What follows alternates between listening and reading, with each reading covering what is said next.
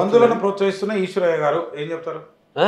బంధువులను ప్రోత్సహిస్తున్న ఈశ్వరయ్య గారు అని అంటున్నారు. రాజ్యాంగ ప్రకారం మా హక్కు అండి అది. నిరసన మా హక్కు కాదు, అందరూ అవును అవును. నిరసన తెలపడం ఓకే, బంధువులు రాస్తారోకులు ఇవన్నీ కరెక్ట్ అంటే ఇప్పుడు మనకు ధర్నా చేయడం వేరు, ధర్నా చౌకులో చేయడం వేరు. ధర్నా చౌకులో చేయడం వేరు.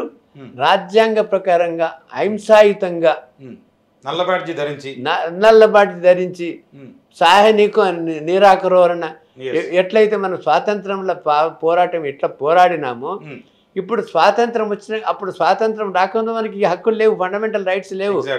Right to freedom of speech, తర్వాత freedom of association, freedom of ఇవన్నీ అసోసియేషన్లు కలుపుకొని ఒక ఇప్పుడు ఇంత హక్కులు లేవు మనకు. ప్రాథమిక ఇట్స్ మై ఫండమెంటల్ రైట్. అది ఫండమెంటల్ రైట్ని ప్రజల ఆస్తిని ధ్వంసం చేయకుండా, కేంద్ర రాష్ట్ర ప్రభుత్వాల ఆస్తులను ధ్వంసం చేయకుండా శాంతియుతంగా రైల్వే లైన్ల మీద పండుకోవచ్చు, రోడ్ల మీద పండుకోవచ్చు, మొత్తం దిగ్బంధించవచ్చు మన నిరసన తెలపడానికి.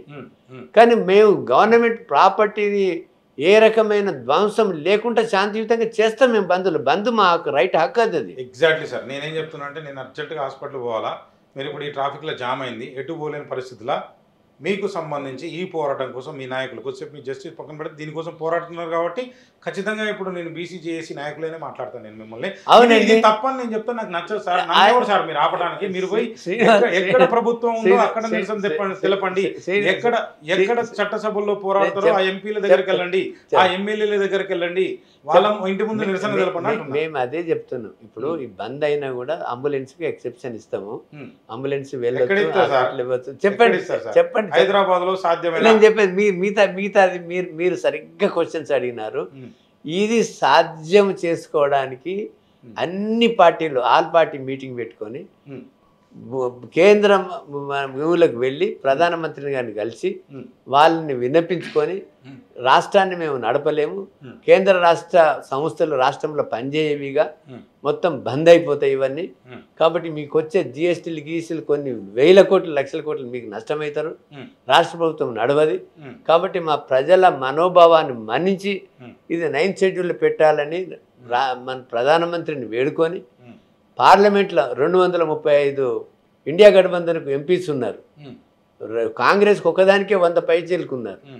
వీళ్ళందరూ పార్లమెంట్లు మొత్తం దద్దరింపలు చేసి అప్పుడు ఉభయ సభల్లో ఆమోదించుకొని రాష్ట్రపతి ఆమోదం పొందడానికి ప్రయత్నం చేయాలి. ఎవరు ఇక్కడ ఉన్న 3 పార్టీలు కానీ బీసీ సంఘాలు కానీ అది మాట్లాడుకుంటా 9th షెడ్యూల్ మాట్లాడుకుంటా 9th జీవో గురించి కొట్లాడము, కోట్లని తప్పు పట్టడము, మాయాసంటోళ్ళని తప్పు పట్టడం, ఎంత ప్రజల్ని వక్ర మార్గంలో పట్టించడం. దీనికి సంబంధించి మీరు మంచి గుర్తు చేశారు సార్. జీవో నెంబర్ 9 అంటే రీసెంట్గానే దీనిపైన కూడా మళ్ళీ ఇలాంటి బీసీ సంఘాలే కృష్ణయ్య గారు అండ్ కొంతమంది ఎవరైతే ఉన్నారో ఈ మధ్య బంద్కి అయితే పిలిపించారు, వాళ్ళు కూడా చాలామంది ఉన్నారు దాంట్లో. జాజులు చాలామంది ఏదో టీం ఉంది, సరే ఆ పేర్లు ఇప్పుడు అప్రస్తుతం. సో మొత్తం మీద అయితే అది కూడా బీసీ సంఘమే.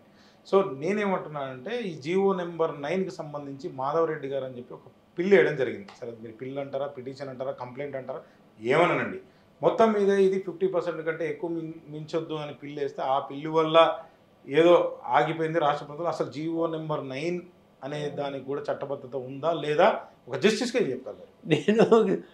రామచంద్ర నేను ఎంత క్లియర్గా చెప్పిన 50% దాటేటువంటి ఏ చట్టం చేసినా చెల్లది. షెడ్యూల్ 9 కాకుండా మనకు బీహార్ రాష్ట్రంలో ఒక చట్టం చేసింది, కులగరణ చేసి పబ్లిష్ చేసి నోటిఫై చేసి ఒక సమగ్రమైన చట్టాన్ని చేస్తేనే దాన్ని 55 ఇది రాజ్యాంగ సూత్రాల జడ్జిమెంట్స్కి వ్యతిరేకం ఉందని స్టే ఇచ్చింది. సుప్రీంకోర్టులో కూడా అది కొట్టేసిండ్రు, యాక్ట్ కొట్టేసిండ్రు, సుప్రీంకోర్టు స్టే ఇవ్వాల. నేను కూడా వేసినాను బీహార్ ఆ జడ్జిమెంట్ మీద. అది తర్వాత ఈడబ్ల్యూఎస్ కేసు వేశాను నేను. అది అవన్నీ తర్వాత చెప్పుదాము. కాబట్టి నువ్వు పంచాయతీ రాజ్ యాక్ట్ ఎన్నిసార్లు అమెండ్మెంట్ చేసుకున్నా, ఎన్ని జీవోలు ఇచ్చినా, ఈ గవర్నర్ ప్రతిదానికి ఎసెంట్ ఇచ్చినా కూడా అవి చెల్లయ్యి అని పదే చెప్తున్నాను నేను. అయినా కానీ వీళ్ళు ఊరుకోవట్లేదు.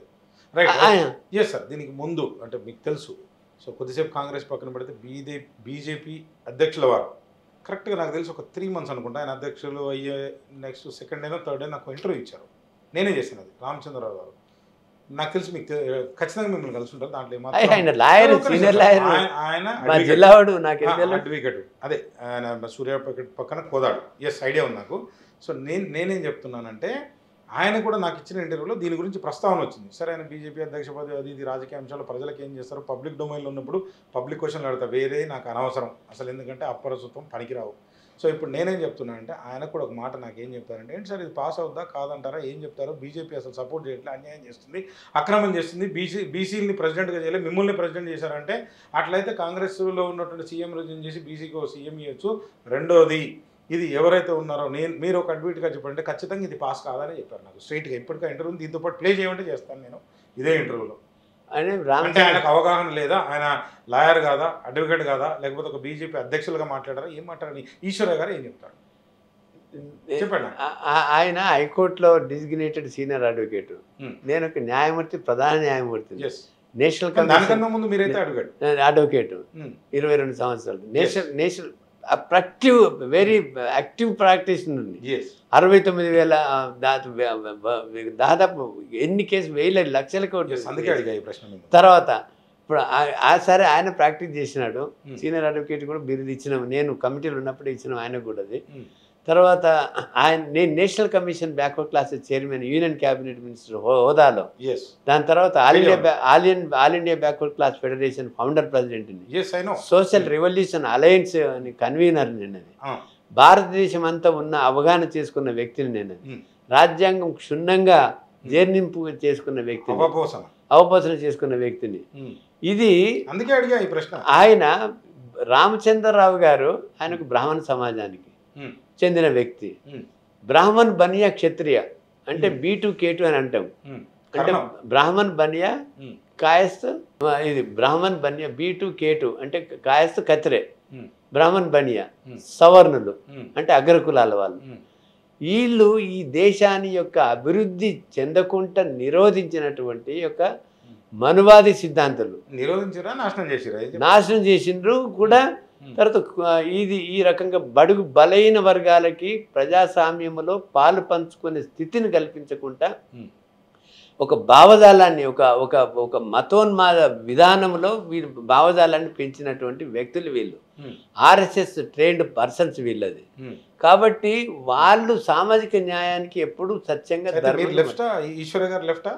నేను లెఫ్ట్ కాదు, మీరు గవర్నమెంట్కి సంబంధించి పదవులు లేరు కాబట్టి స్ట్రైట్గా మాట్లాడచ్చు. మాలాంటి కామన్ మ్యాన్కి, ఎందుకంటే మీకున్న అపారమైన వాళ్ళ నుంచి సబ్జెక్ట్ నేర్చుకునే ప్రయత్నం చేస్తున్నాం, ప్రేక్షకులు కూడా అదే ఇద్దాం అనుకుంటున్నాం. నేను లెఫ్టిస్ట్ని కాదు, రైటిస్ట్ని కాదు, నేను రాజ్యాంగవాదిని, నేను అంబేద్కర్ని, నేను పూలే భావజాలంతో నడిచేవాడిని. కాబట్టి మా యొక్క ఐకాన్స్ సావిత్రిబాయి పూలే, మహాత్మా జ్యోతిరావు పూలే, బాబాసాహెబ్ అంబేద్కర్, తర్వాత కాన్సీరామ్ చేసినాడు, పెరియార్ రామస్వామి చేసినాడు, నారాయణ గురు చేసినారు. వీళ్ళు మాకు ఐకాన్స్లు. కానీ లిబరల్ ఐడియాస్ ఉన్నటువంటి వ్యక్తిగా మేము భావించవచ్చా, ఏం చెప్తారంటే? లిబరల్ ఐడియాస్ చేస్తున్నారు, ఆల్రెడీ పోరాటంలో ఉన్నారు. ఎందుకంటే నిన్న ఒక మీటింగ్ అయితే మీరు పెట్టారు, చిరంజీవి గారు కావచ్చు, మీరు కావచ్చు, విశాఖరుణ్ గారు కావచ్చు, వీళ్ళందరినీ కూడా నాకు తెలుసు వీళ్ళు. సో నేనేమంటున్నా అంటే ఎట్లా చూడొచ్చు అంటారు మిమ్మల్ని? అసలు ఈ భావజాలం ఏంది మరి, కొన్ని కొత్త భావజాలం, నేను సమాజానికి ఏం చెప్పాలనుకుంటున్నాను? నేను రాజ్యాంగవాదిని, నేను ప్రజల మనిషిని, నేను ఒక న్యాయమూర్తి లాగానే వ్యవహరిస్తా. కానీ లేకపోతే నాకు ఏదో it's I'm not a politician, అది I'm not a polluted man. నాకు ఒక క్లీన్ రికార్డ్ ఉన్నది, నాకు క్లీన్ హిస్టరీ ఉన్నది అది. కాబట్టి నేను ప్రజలకు సరైన మార్గం చూయించి, ప్రజలను ఒక సరైన మార్గం, ఒక బాట చూయించి, ఈ బాటలో వెళ్తే మీరు బాగుపడతారు, మీకు రాజ్యాధికారం వస్తుంది. మనకు అంబేద్కర్ చెప్పినట్లు మన ఓటు మనకు వేసుకుంటే మనకి ఎవ్వరికి ఏ రిజర్వేషన్స్ అక్కర్లేదు, మనమే రిజర్వేషన్ ఇచ్చే స్థితికి వెళ్తాము. కాబట్టి ఇన్నేళ్ళు మన ఓట్లు కొని వాళ్ళు రాజ్యం వెళ్తున్నారు. అందుకనే నేను మన శపథం చేసినాను, నా ఓటు నా ప్రాణమునంత వరకు ఇక్కడి నుంచి, ఇదివరకు వేసుకున్నాను కానీ ఇక్కడి నుంచి నేను ఏ ఆధిపత్య కులానికి వెయ్యను.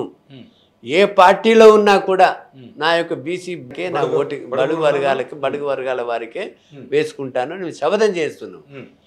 అది మేము కంప్లీట్గా ఈ భావజాలాన్ని స్ప్రెడ్ చేస్తున్నాం ఊరు జనజనానికి.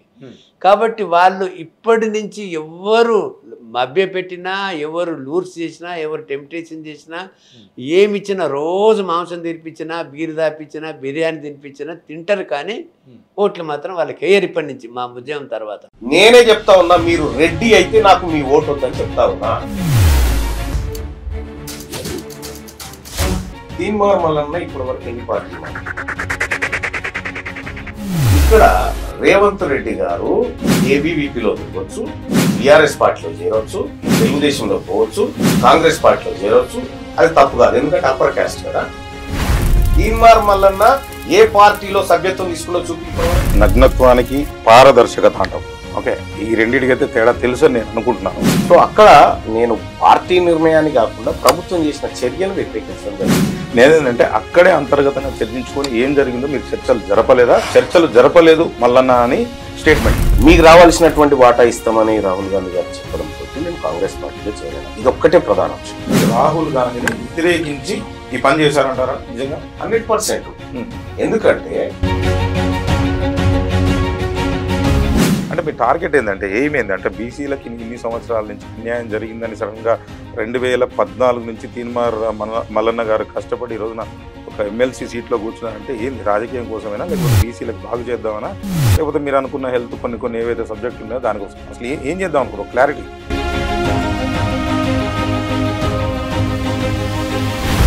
మూడు 300 ఏళ్ళు పరిపాలిస్తే హిందూ మతానికి వచ్చిన బాధ ఏంటి?